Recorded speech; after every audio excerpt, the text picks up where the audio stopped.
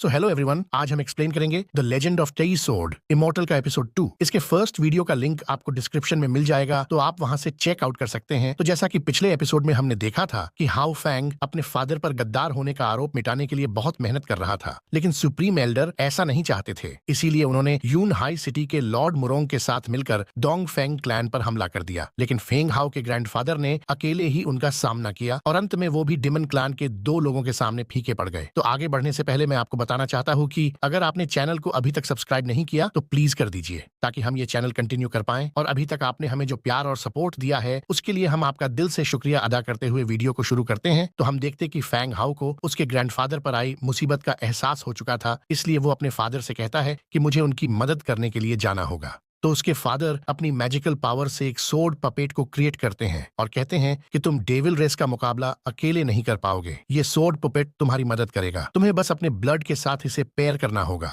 जिसके बाद ये तुम्हारी हर ऑर्डर को फॉलो करेगा। तो हाउ फेंग तुरंत ही अपनी ब्लड ड्रॉप उस पपेट के अंदर भेज देता है, जिसमें मर्ज होकर वो पपेट हाउ के अंदर चला जाता है। अब हाउ के फादर उसे एक और बॉक्स थमा देते हैं। उसके अंदर जेड टैबलेट था, जो कि बहुत ही पावरफुल और खास चीज है। उस टैबलेट में एक ऐसी मेथड है जिससे डेविल रेस हमेशा के लिए खत्म हो सकती है। ये देखकर फेंग हाउ थोड़ा हैरान था। तभी फेंग हाउ के फादर कहते हैं ये जेड टैबलेट को ताई इमॉर्टल सेक्ट के यू युंजी को देनी होगी, जिस पर हाउ पूछता है कि क्या मैं इसे यूज नहीं कर सकता हूँ। आप तो देख ही रहे हो कि हमारे डोंगफेंग क्लैन पर डेविल और मुरोंग ने मिलकर हमला किया है, तो उन्हें रोकना बहुत जरूरी है। तो उसके फादर कहते हैं कि ये राइट टाइम नहीं है, तुम्हें थोड़ा इंतजार करना होगा और ज्यादा पावरफुल बनना होगा। तो हाउ फैंग कहता है ठीक है फादर, मैं टाई सेक्ट में जाके ये टैबलेट अंकल यू युंजी को दे दूंगा। अब उसके फादर कहते हैं कि आज के बाद तुम्हें और ज्यादा प्रैक्टिस करनी होगी, ताकि तुम पर कोई आंच ना आए। अब हाउ फैंग उनसे पूछता है कि फादर, मैं आपको कहाँ पर ढूंढूं? तो वो कहते हैं कि तुम्हें मुझे ढूंढने की कोई जरूरत नहीं, मैं मेरे तरीके से सभी प्रॉब्लम्स को खत्म कर दूंगा, तुम बस प्रैक्टिस पर ध्यान दो। और तभी वो जगह शेक होने लगती है। फेंग हाउ समझ जाता है कि चीफ की जान खतरे में है, और तभी मू चुन भी वहां से गायब हो जाते हैं। जिसके बाद हमने देखा था कि हाउ फंग और सोर्ड पपेट ने डीमन रेस के वॉरियर्स पर हमला किया था, जिसमें वो लड़की बुरी तरह से घायल हो गई। तभी उसका साथी कहता है कि हानु फैंग, तुम्हारे चीफ हमारे कब्जे में है, तो तुम्हारी भलाई इसी में है कि तुम सरेंडर कर दो। ये सुनने के बाद हाउ फैंग सोर्ड पपेट को उस पर अटैक करने का हुक्म देता है। तो सोर्ड पपेट तुरंत ही जाकर उस वॉरियर के साथ फाइट शुरू कर देता है, और उसने चंद ही लम्हों में उस वॉरियर को डिफीट कर दिया था। ये देखकर मुरोंग और सुप्रीम एल्डर बहुत हैरान थे। इधर हाउ फैंग अपने ग्रैंडफादर को संभालने लगता है। उनकी हालत काफी बेकार हो चुकी थी। इधर डेविल वॉरियर्स वहां से भागने की कोशिश कर रहे थे। तभी हाउ फैंग उनसे कहता कि डोंगफेंग क्लैन तुम्हारे बाप का घर नहीं, जो मुंह उठा कि कभी भी आओ और कभी भी चले जाओ। जिसके बाद वो सोर्ड पपेट को उन दोनों को खत्म करने का ऑर्डर देता है। तो सोर्ड पपेट ढेर सारे सोर्ड्स बनाकर उन पर हमला कर देता है, और इसी के चलते उन दोनों की मौत हो जाती है। इधर मुरोंग कह रहा था कि हाउ फैंग इतना पावरफुल बन चुका है कि फैंटम सोर्ड्समैन उसके हाथों मारे गए। मेरे ख्याल से हमने इसे हल्के में लिया था। और तभी वहां पर हाउ फेंग उसके ग्रैंडफादर को लेकर पहुंच जाता है, और इन लोगों से पूछता है कि तुम लोगों ने डेविल रेस के साथ मिलकर हमारे क्लान पर हमला किया है, इसकी कोई खास वजह तो जरूर होगी, बताओ तुमने ये सब क्यों किया? जिस पर वो दोनों कहते कि हमसे गलती हो गई, हमें माफ कर दो। डेविल रेस ने हमसे जबरदस्ती हमला करवाया था। जिस पर हाउ फेंग कहता है तुमसे कोई गलती नहीं हुई है, तुमने तो ये सब जानबूझकर किया। तुम लोगों ने मेरे फादर पर झूठे इल्जाम लगाए। अगर मेरे फादर ने तुम्हें जीफू स्टेज नहीं सिखाई होती तो मुरोंग तुम कभी इतने पावरफुल नहीं बन सकते थे। और तुम सुप्रीम एल्डर, तुम तो कह रहे थे कि तुम्हें क्लैन की भलाई करनी है, लेकिन यहाँ पर तो तुम उसी क्लैन को बर्बाद करने आए थे। तुम सुप्रीम एल्डर रोल के लायक ही नहीं हो। जिसके बाद वहां पर हाउ फेंग ड्रैगन को समन कर लेता है और अपने ड्रैगन से उन पर हमला कर देता है, और दोनों का कल्टीवेशन क्रिपल कर देता है, और कहता है कि अगर तुमने दोबारा डोंगफेंग क्लैन में पांव रखने की हिम्मत भी की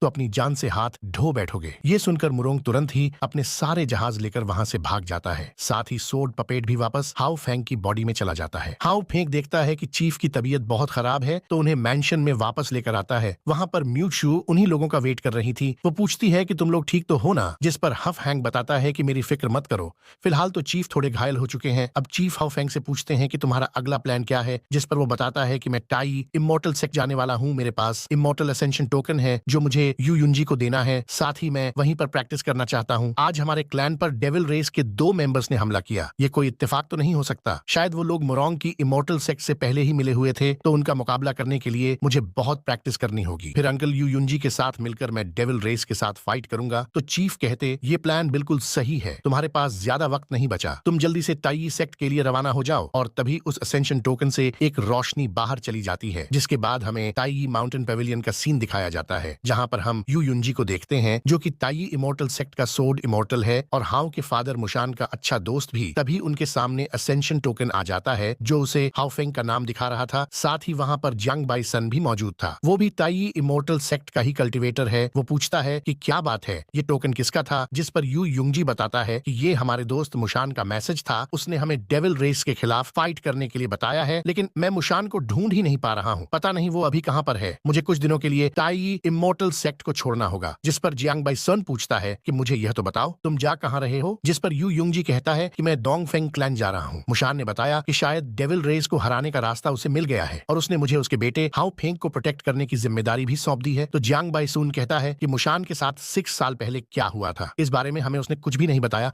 और ना ही वो ये बता रहा है कि इस वक्त वो कहाँ पर है। मुझे लगता है कि मुझे भी तुम्हारे साथ चलना चाहिए, ताकि कोई मुसीबत भी आए तो हम दोनों उससे निपट लेंगे। लेकिन यू युंजी कहता है कि नहीं, मैं अकेला ही डोंगफेंग क्लैन जाऊंगा। इतना कहकर वो अपनी सोर्ड सम्मो करता है। तभी जियांग बाई संग कहता है कि मैं तुम्हारी गैर हाजिरी में सेक्ट का ख्याल रखूंगा, अगर तुम किसी परेशानी में फंस गए तो मुझे बताना, मैं तुम्हारी मदद करने आ जाऊंगा। तो यू युंजी कहता हाँ बिल्कुल। इतना कहकर वो डोंगफेंग क्लैन के लिए रवाना हो जाता है।